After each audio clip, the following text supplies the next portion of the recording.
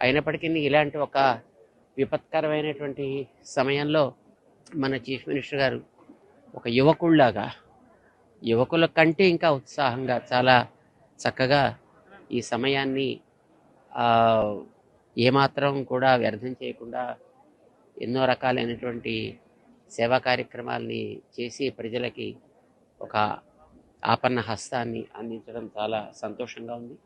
వారికి మేము ఆరోగ్యంగా ఉండాలని, ఇంకా ఇలాంటి కార్యక్రమాలు చేయగలిగే శక్తి భగవంతుడి ఇవ్వాలని మంగళాశాసనం చేస్తున్నాం.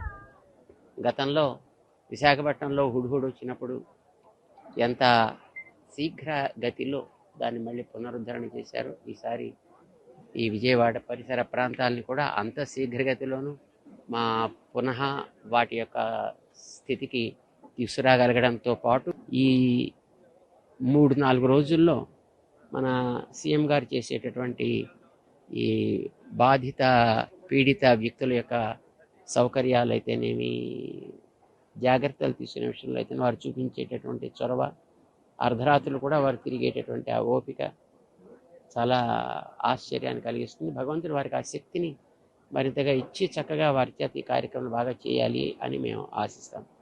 జై శ్రీమన్నారాయణ.